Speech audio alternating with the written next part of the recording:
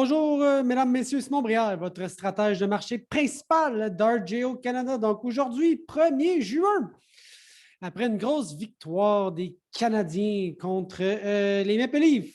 On regarde, analyse graphique, on regarde Maïs, je regarde beaucoup les contrats pour l'automne. Je surveille cette moyenne mobile 50 jours, là, on en a déjà parlé. C'est cette ligne bleue là, ici là, qu'on n'aura jamais réellement là, traversée. On l'a déjà challengé un peu comme la semaine dernière, mais les tendances demeurent positives. Hein. On n'a jamais été capable de réellement casser la tendance. Donc, on est reparti de plus belle. Je regarde MACD, moyenne mobile. Je n'ai pas de signal d'achat là, mais on dirait que ça ne semble pas tarder. Tendance positive, moyenne mobile 50 jours.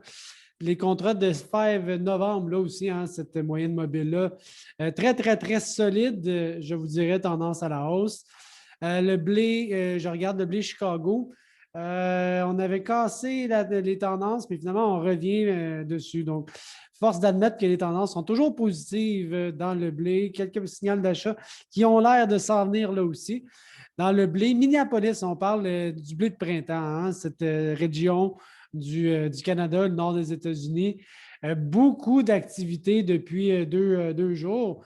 On était en haut de 7 piastres. Ça a quasiment monté d'une pièce à la bourse en l'espace de 3 jours. Sur mon graphique, là, je vais avoir des signaux d'achat sur mon MACD, les moyennes mobiles, là aussi. On avait eu un gros recul et là, on repart à la hausse. Les conditions ne sont pas très bonnes dans le blé de printemps. Justement, les progressions, aujourd'hui, on a eu paru ça à 4 heures.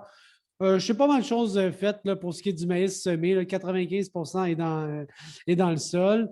Et on a pour la première fois là, 76 de les premières indications. Ça n'a pas été mis à jour encore là, par l'USDA, mais 76 de bonne ou d'excellente qualité. Donc, c'est un très bon départ. C'est peut-être pas nécessairement une indication. Là, on voit qu'il y a quand même une tendance baissière habituellement. Mais c'est un très bon départ, 76 de bonne d'excellente qualité. Soya s'est semé à 84 et on n'a pas encore d'indication pour la qualité dans le soya. Donc, 84 semé, on continue ça avec le blé d'hiver qui poursuit. C'est assez stable. Je pense que ça a baissé de 1 cette semaine. Donc, pas une très grosse année en termes de conditions de blé d'hiver. Et là, ben, blé de printemps, 45 c'est pas très bon. Ça a même baissé encore. Là. Je pense qu'on est rendu à 41 de bonnes, d'excellentes conditions. Là, ça a baissé encore cette semaine. On était à 45 la semaine dernière, puis on est plus faible. Donc, ce n'est pas une bonne indication. Au niveau de l'élevage, bon, ce qui était le plus pertinent, le plus important, c'est justement là, JBS, qui est usine d'abattage a été victime là, de pirates, des pirates maboules. Donc, ça a été, ça a quand même eu un impact dans le marché. Je voyais au niveau du feeder, puis plus dans le bœuf, je dirais, que dans le porc. Ça vient s'ajouter, je vous dirais, au prix du maïs qui est trop cher. On voit la relation là, entre les veaux d'embauche et le maïs. Là, ici, le maïs en orange. Mais plus le maïs augmente, plus l'intérêt hein, de vouloir payer des veaux très chers diminue.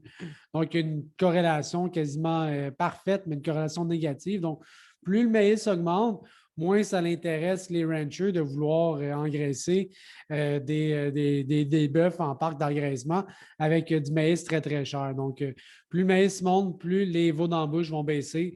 C'est ce qu'on a depuis quasiment 2 mois.